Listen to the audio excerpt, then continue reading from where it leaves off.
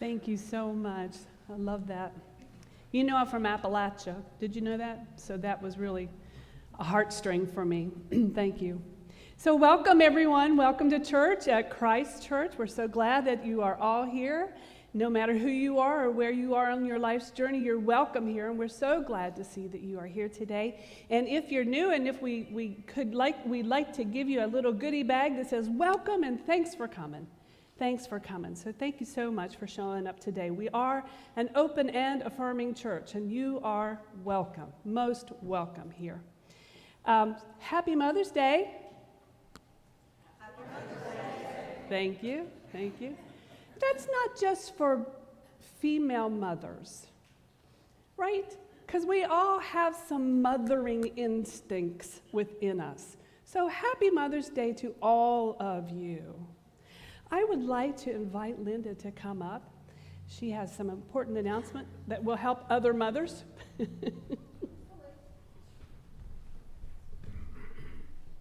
That's a great segue.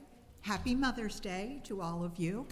We celebrate our moms and all of the caregivers who care for babies and children. It's a rewarding but very messy job in so many ways. And what better day to talk about our diaper ministry that began 7 years ago.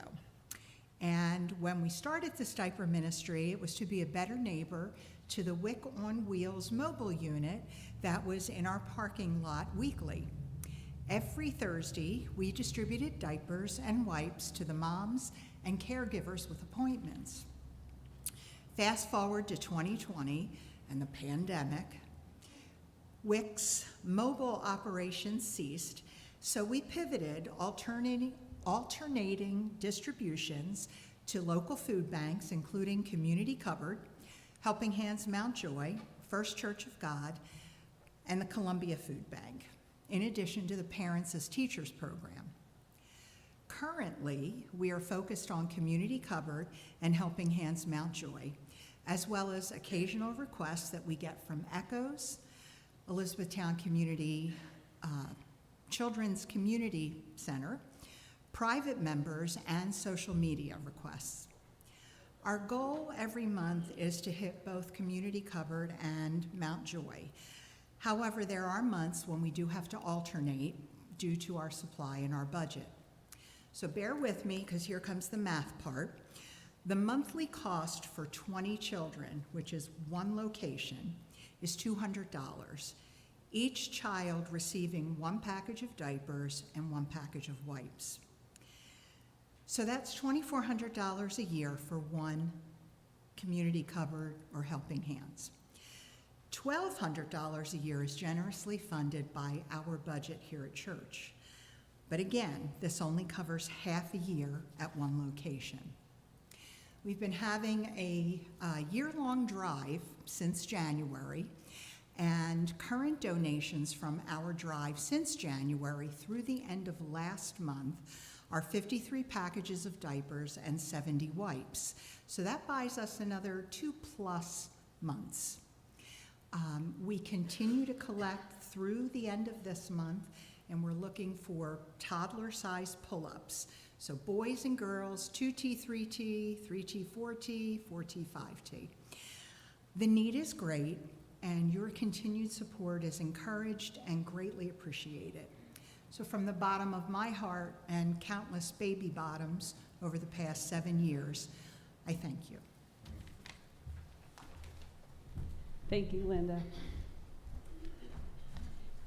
I'm so excited about the weather today. It's really, really beautiful. And someone said yesterday that they were planting their flowers and were grateful for the rain because that helped a lot.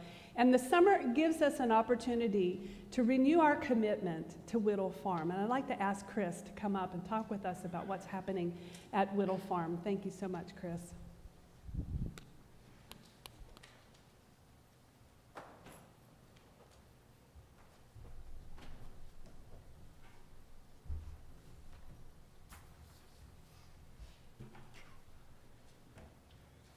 A brief update on what's going on this month out at Whittle Farms. The compost project Well, this is my favorite compost bucket. We rotate probably 50 to 100 buckets from congregations around the county, and this one comes through every once in a while, and I always get a smile on my face when I see this. So I cleaned it up today to bring it in here, but it'll go back to its intended use shortly. We kicked off our project 2 weeks ago by distributing empty buckets for those of you who need them, and I have those every 2 weeks on my truck and/or can bring them in each week as well. Today is our first compost bucket exchange, and as in the past, I'm parking across the street from the portico with my truck, and I have the empty buckets out there. If I'm not standing there, maybe I'm working back in the booth there with the media team, but if I'm not there, you can pick up an empty one and just drop off your full bucket or your partially full bucket, however that works out for you. And this will continue, as in the past, every 2 weeks until the end of October, which will be our final drop-off date. The second thing that's been going on out at the farm, in addition to compost, is scheduling our work days. We had one of those earlier, and our next one is scheduled for this Saturday, May 20th, from 9 to 12 in the morning. This will be done in conjunction with the mission team that is helping to sponsor the event, and they have sweetened the pot by adding a picnic lunch at the end of the activities that are there. And to help plan for the picnic lunch, there is a sign-up sheet on the bulletin board outside of Fa's office. And in addition to volunteers to work in the fields, the team is also asking for help to plan and prepare the picnic lunch. And if that is something you'd be interested in, please sign up as well. And I believe, Ariana, you have contact information on there for you. Is that correct? Am I right on that? Okay, so you can check that out when you sign up as well. The farm has been busy lately.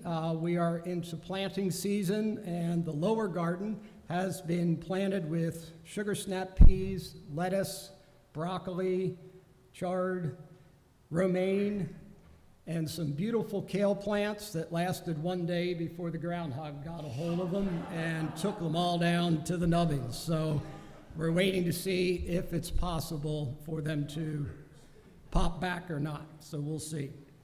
And yesterday, the first batch of seedlings were planted in the upper field, and these included cucumbers, zucchinis, peppers, cantaloupes, and watermelons. And the volunteers that were there did a tremendous job. In 2.5 hours, they planted just under 1,700 seedlings. And finally, the other thing that's going on out there is, if that isn't enough, the construction of the outdoor pavilion officially began this week, and